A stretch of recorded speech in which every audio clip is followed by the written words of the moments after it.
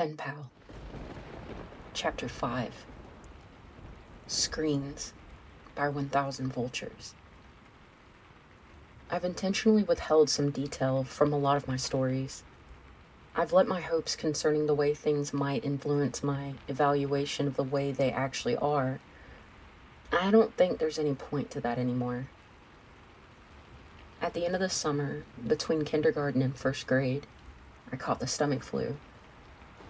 This has all of the components of the regular flu. However, with the stomach flu, you throw up in a bucket and not the toilet because you're sitting on it. The sickness got purged from both ends. This lasted about 10 days, but just before it had passed, the sickness was granted an extension in the form of pink eye. My eyelids were so fused together by the dried mucus generated during the night that the first day I awoke with the infection, I thought I had gone blind. When I started first grade, I had a kink in my neck from 10 days of bed rest and 2 swollen bloodshot eyes. Josh was in another group and didn't have my lunch. So in a cafeteria bursting with 200 kids, I still had a table to myself. I started keeping spare food in my backpack that I would take into the bathroom to eat after lunch, since my school meals were usually confiscated by older kids who knew I wouldn't stand up to them, since no one would stand with me. This dynamic persisted even after my condition cleared up, since no one wants to be friends with the kid who gets bullied. The only reason this stopped was due to the actions of a kid named Alex. Alex was in the 3rd grade and was bigger than most of the other kids in any grade. Around the 3rd week of school, he started sitting with me at lunch, and this put an immediate end to the shortage of my food supply. He was nice enough, but he seemed kind of slow. He never really talked at length except for when I finally decided to ask why he'd been sitting with me. He had a crush on Josh's sister, Veronica. Veronica was in 4th grade and was probably the prettiest girl in school. Even as a 6-year-old who fully endorsed the notion that girls were disgusting, I still knew how pretty Veronica was. When she was in the 3rd grade, Josh told me 2 boys had actually gotten in a physical fight, which erupted out of an argument concerning the significance of the message she had written in their yearbooks. One of the boys eventually hit the other in the forehead with the corner of the yearbook, then the wound required stitches to close. While not one of those 2 boys, Alex wanted her to like him and confessed that he knew Josh and I were best friends. I gathered that he had hoped that I would convey his ostensibly philanthropic deed to Veronica, and that she would presumably be so moved by his selflessness that she'd take an interest in him. If I told her he would continue to sit with me for as long as I needed to. Because this was during the time when Josh mostly stayed at my house, building the raft and navigating tributary with me, I didn't have the chance to bring it up to Veronica because I simply didn't see her. And I told Josh about it, and he made fun of Alex, but said that he would tell his sister since I wanted him to. I doubted that he would. Josh was annoyed that people seemed to be so taken with his sister. I remember him calling her an ugly crow. I never said anything to Josh, but I remember wanting to say, even then, that she was pretty and would one day be beautiful. I was right. When I was 15, I was seeing a movie at a place my friends and I had come to call the Dirt Theater. It was probably nice at some point, but time and neglect had weathered the place severely. This theater had movable tables and chairs on a level floor, so when the theater was full, there were very few places you could sit and see the whole screen. The theater was still open, I imagine, for 3 reasons. 1, it was cheap to see a movie there. 2, they showed a different cult movie twice a month at midnight. And 3, they sold beer to underage kids during the midnight shows. I went for the first 2, and that night they were showing Scanners by David Cronenberg for $1. My friends and I were sitting in the very back. I wanted to sit closer to the front for a better view, but Ryan had driven us, so I relented. A couple minutes before the movie started, a group of girls walked in. They were all pretty attractive, but whatever beauty they might have had, was eclipsed by the girl with the dirty blonde hair, even though I had only caught a glimpse of her profile. As she turned to move her seat, I caught a full view of her face, which gave me the feeling of butterflies in my stomach. It was Veronica. I hadn't seen her in a long time. Josh and I saw progressively less of one another after we snuck out of my old house that night when we were 10. And usually when I'd visit him, she'd be with friends.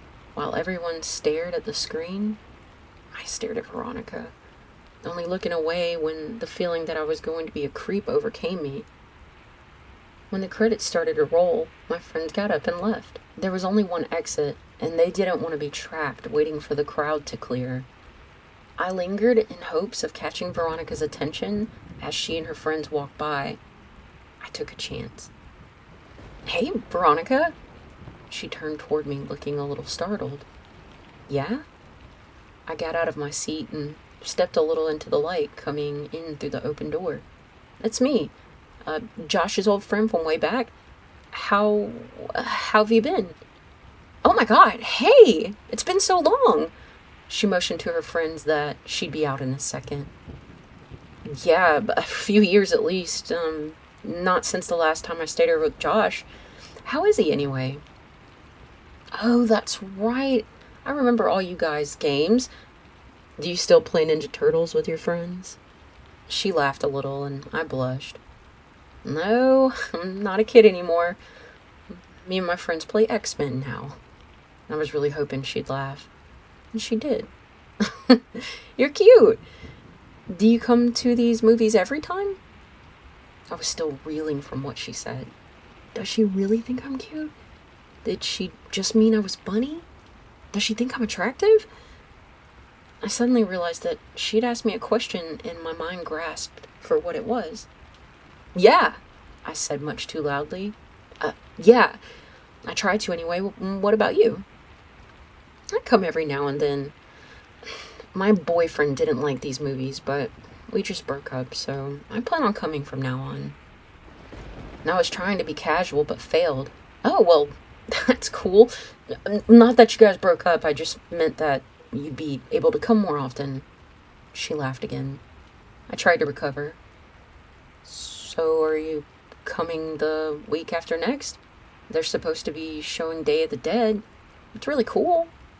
"Yeah, I'll be here," she smiled.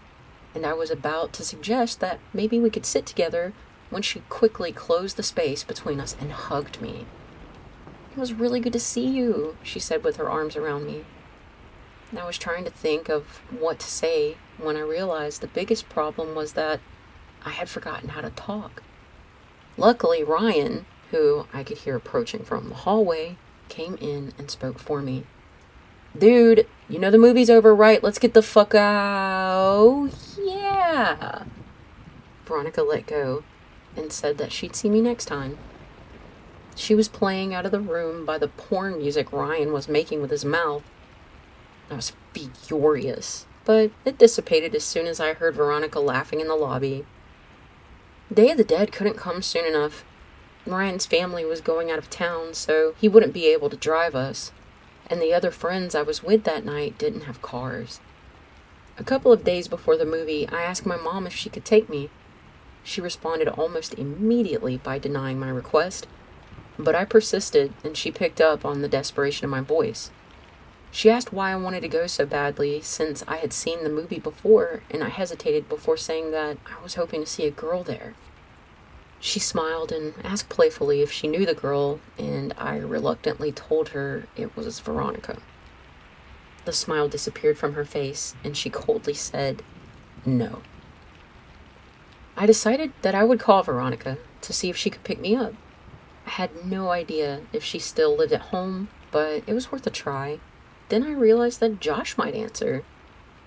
I hadn't talked to him in almost 3 years, and if he answered, I obviously couldn't ask to talk to his sister. I felt guilty for calling to speak with Veronica and not Josh, but I dismissed that feeling quickly. Josh hadn't called me in years either. I picked up the phone and dialed the number that was still embedded in my muscle memory from having dialed it so often all those years ago. It rang several times before someone picked up. It wasn't Josh. I felt a mixture of both relief and disappointment. I realized that in that second, I really missed Josh.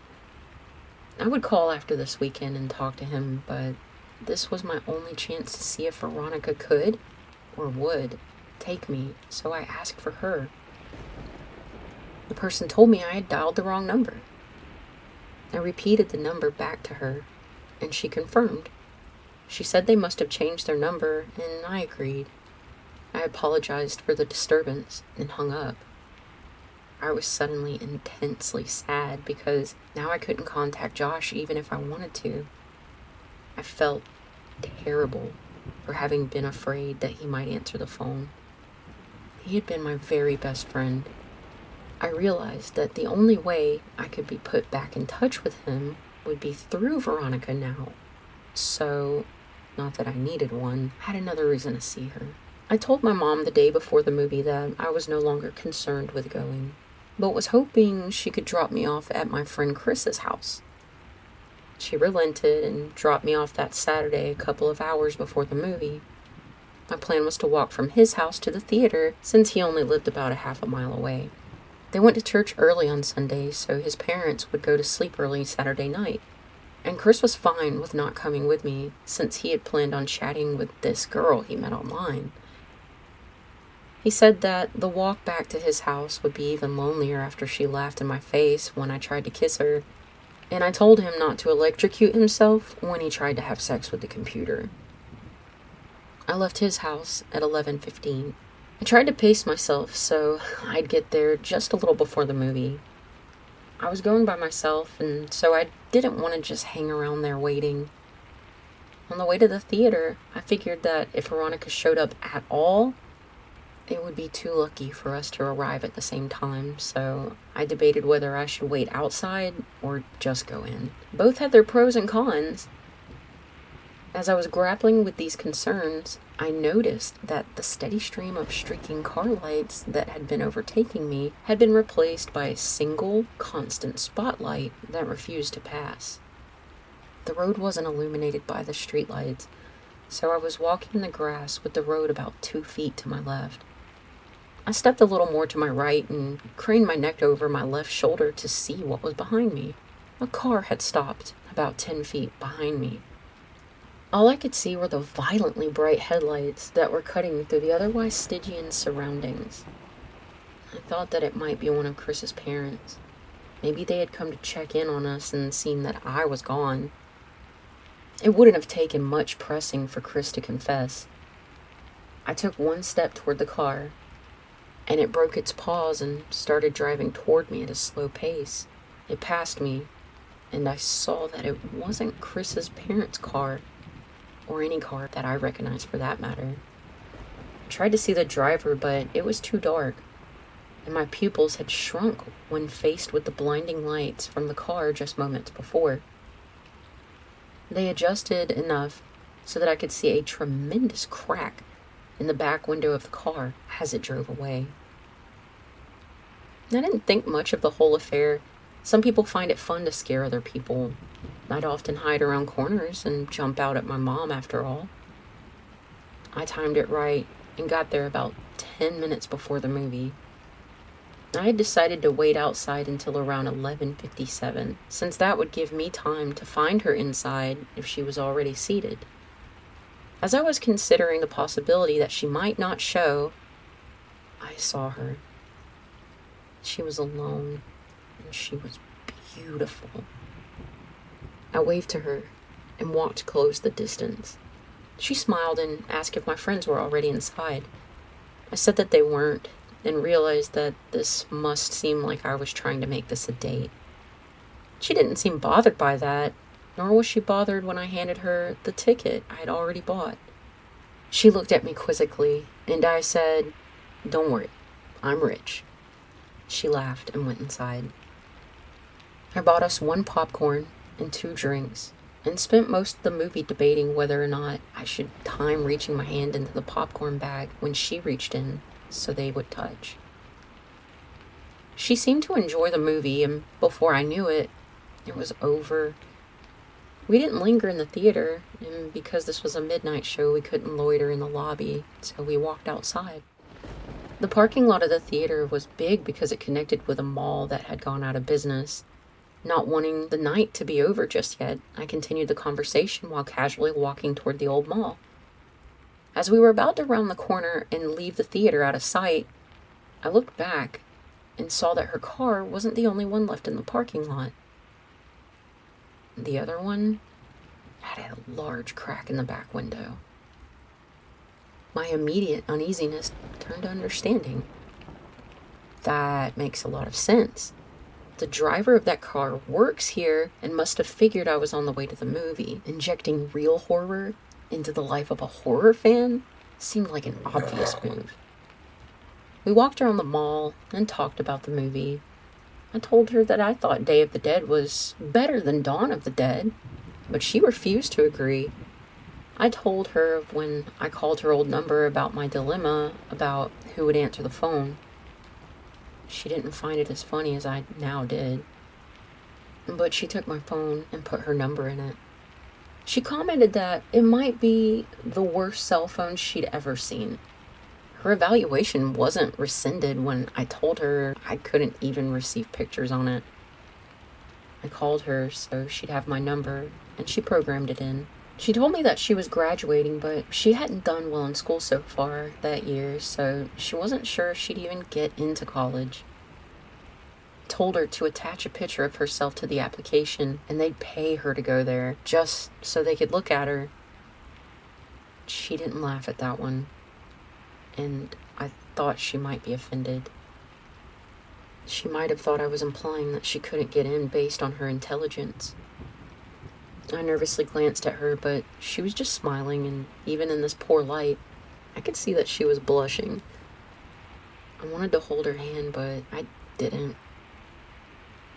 As we walked down the final side of the mall back toward the theater, I asked her about Josh. She told me she didn't want to talk about it. I asked her if he was at least doing all right, and she just said, I don't know. I figured Josh must have taken a wrong turn somewhere and started getting into trouble. I felt bad. I felt guilty. As we approached the parking lot, I noticed that the car with the cracked back window was gone, and that her car was now the only one in the parking lot.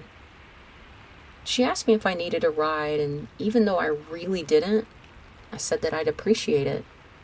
I had drunk my whole soda during the movie, and all the walking was putting pressure on my bladder. I knew that I could wait until I got back to Chris's, but I decided that I was going to try to kiss her when she dropped me off, and I didn't want this biological nagging to rush me out of the car. This would be my first kiss. I could think of no ruse to conceal what I needed to do. The theater had long closed, so I only had one option.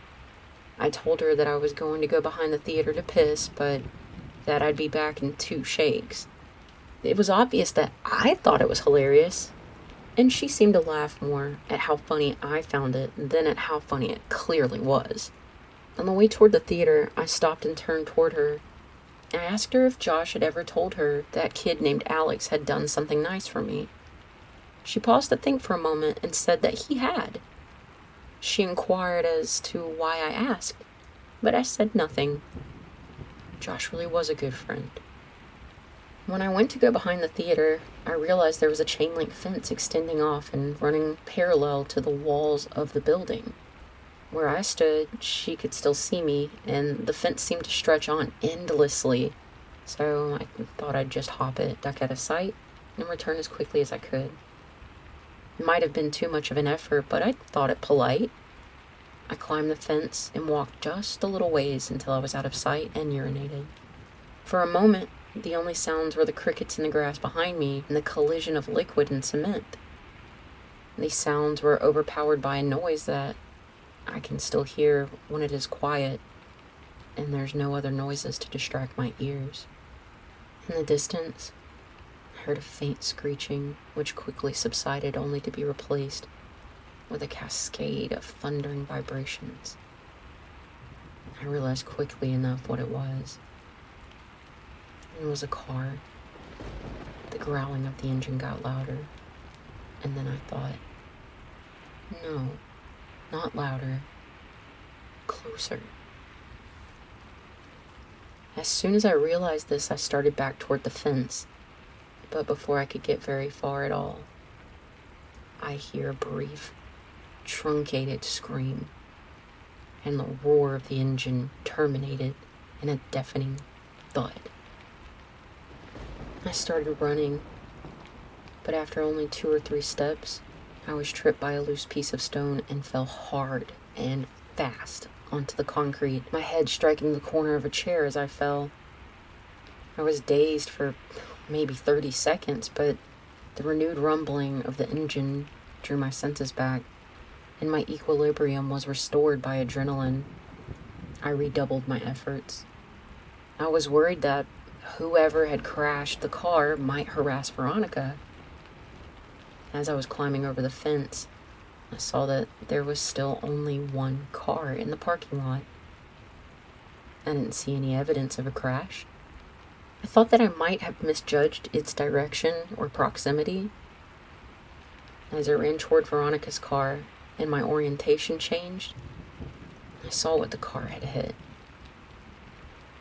My legs stopped working almost completely. It was Veronica. Her car was sitting between us, and as I closed the distance and walked around it, she came fully into view. Her body was twisted and crumpled like a discarded figure meant to represent a catalog of things the human body cannot do. I could see the bone of her right shin cutting through her jeans, and her left arm was wrapped so hard around the back of her neck that her hand fell on her right breast. Her head was craned back, and her mouth hung widely open toward the sky. There was so much blood. As I looked at her, I actually found it hard to discern whether she was lying on her back or on her stomach. And this optical illusion made me feel sick. When you are confronted with something in the world that simply doesn't belong, your mind tries to convince itself that it's dreaming. And to that end, it provides you with that distinct sense of all things moving slowly, as if through sap. In that moment, I honestly felt that I would wake up any minute. But I didn't wake up. I fumbled with my phone to call for help, but I had no signal. I could see Veronica's phone sticking out of what I thought was her front right pocket. I had no choice. Trembling, I reached for her phone, and as I slid it out, she moved and gasped for air so violently that it seemed as if she were trying to breathe in the whole world. This startled me so much that I staggered back and fell onto the asphalt with her phone in my hand. She was trying to adjust her body to get it into its natural position, but with every spasm and jerk, I could hear the cracking and grinding of her bones. Without thinking, I scrambled over to her and put my face over hers and just said, "Veronica, don't move. Don't move, okay? Just stay still, don't move. Veronica, please, just don't move." I kept saying it, but the words started to fall apart as tears came streaming down my face. I opened her phone. It still worked. It was still on the screen where she had saved my number, and when I saw that, I felt my heart break a little. I called 911 and waited with her, telling her that she would be okay and feeling guilty for lying to her every time I said it. When the sound of sirens tore through the air, she seemed to become more alert. She had remained conscious since I found her, but now more of the light was coming back into her eyes. Her brain was still protecting her from pain, though it looked as if it were finally allowing her to become aware that something was terribly wrong with her. Her eyes rolled over to mine, and her lips moved. She was struggling, but I heard her. He picture. My picture. He took it. I didn't understand what she meant, so I said the only thing I could. I'm so sorry, Veronica. I rode with her in the ambulance, where she finally lost consciousness. I waited in the room that they had reserved for her. I still had her phone, so I put it with her purse, and I called my mom from the hospital. It was about 4 a.m. I told her that I was fine, but that Veronica was not. She cursed at me and said she'd be right there, but I told her I wasn't leaving until Veronica was out of surgery. She said she'd come anyway. My mom and I didn't speak that much. I told her I was sorry for lying, and she said that we'd talk about that later. I think that had we talked more in that room, if I had just told her about boxes or the night with the raft, if she had just told me more of what she knew, I think that things would have changed. But we sat there in silence.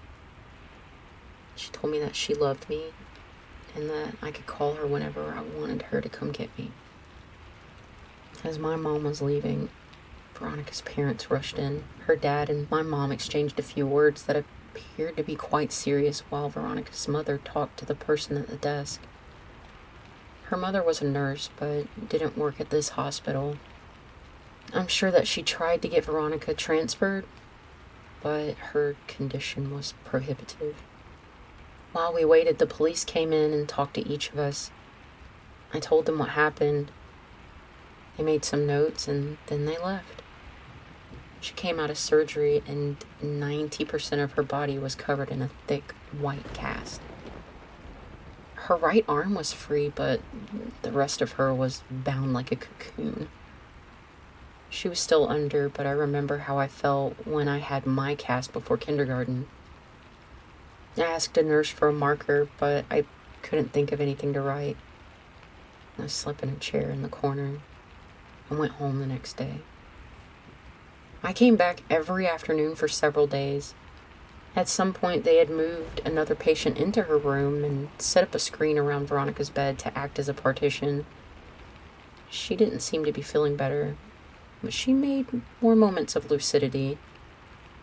But even during these periods, we wouldn't really talk. Her jaw had been broken by the car, so the doctor had wired it shut. I sat with her for a while, but there was nothing I could say. I got up and walked over to her. I kissed her on the forehead, and she whispered through clenched teeth, "Josh."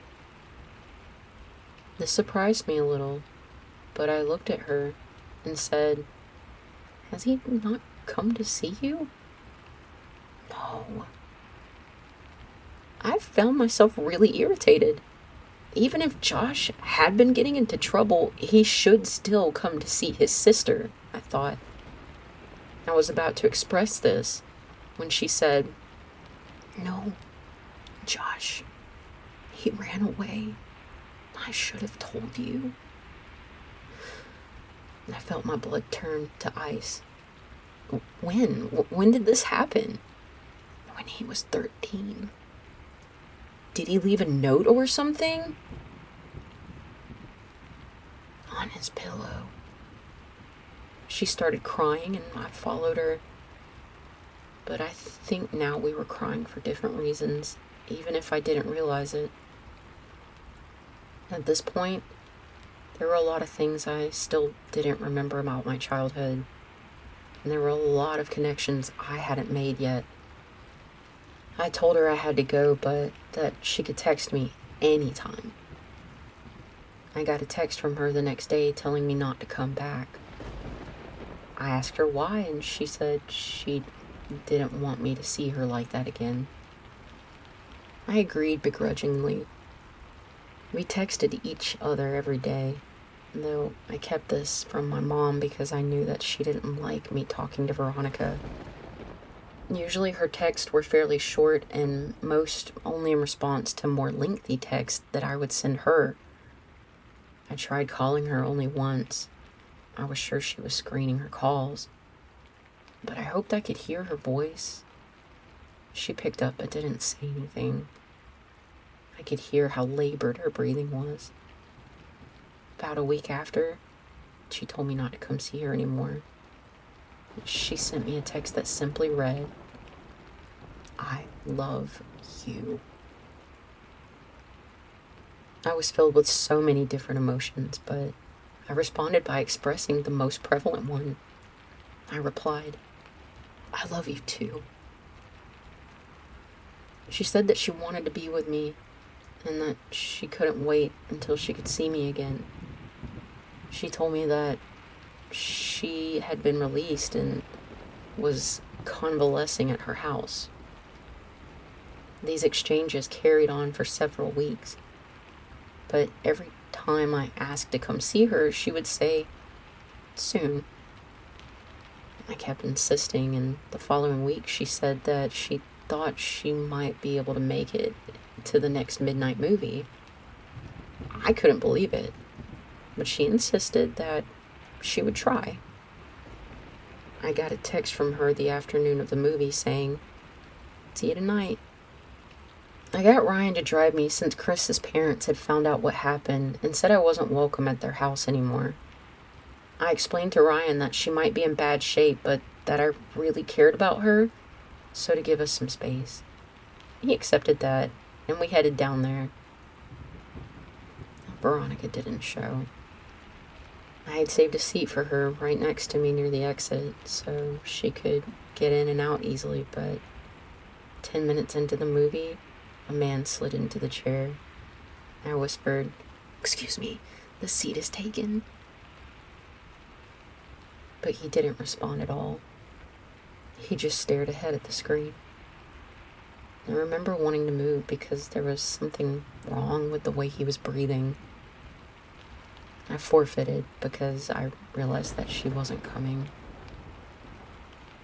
I texted her the next day asking if she was all right, and I inquired as to why she didn't show the previous night.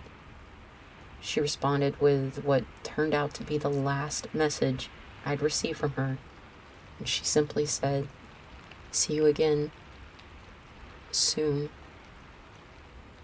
She was delirious, and I was worried about her. I sent her several replies, reminding her about the movie and saying it was no big deal, but she just stopped replying. I grew increasingly upset over the next several days. I couldn't reach her at her home because I didn't know that number, and I wasn't even sure where they lived. My mood became increasingly depressed, and my mother, who had been really nice as of late, asked me if I was okay. I told her that I hadn't heard from Veronica in days, and I felt all of the warmth leave her disposition. "What do you mean?" "She was supposed to meet me at the movies yesterday. I know it's only like 3 weeks since she got hit, but she said she would try to come, and after that, she just stopped talking to me altogether. She must hate me." She looked confused, and I could read on her face that she was trying to tell if my mind had simply broken. When she saw that it hadn't, her eyes began to water, and she pulled me toward her, embracing me. She was beginning to sob, but it seemed too intense of a reaction to my problem, and I had no reason to think that she particularly cared for Veronica. She drew in a shuddering breath and then said something that still makes me nauseous even now. She said, "Veronica's dead, sweetheart. Oh God, I thought you knew. She died on the last day you visited her. Oh baby, she died weeks ago." She had completely broken down, But I knew it wasn't because of Veronica. I broke the embrace and staggered backward. My mind was swimming. This wasn't possible. I had just exchanged messages with her yesterday. I could only think to ask one question, and it was probably the most trivial I could ask. Then why is her phone still on? She continued sobbing. She didn't answer. I exploded. Why did it take them so long to shut off her goddamn phone? Her crying broke enough to mutter, "Pictures?" I would come to find out that her parents thought that her phone had been lost in the accident, despite the fact that I had put it in her purse the night she was brought to the hospital. When they retrieved her belongings, the phone was not among them. They intended to contact the phone company at the end of the billing cycle to deactivate the line, but they received a call informing them of a massive impending charge for hundreds of pictures that had been sent from her phone. Pictures.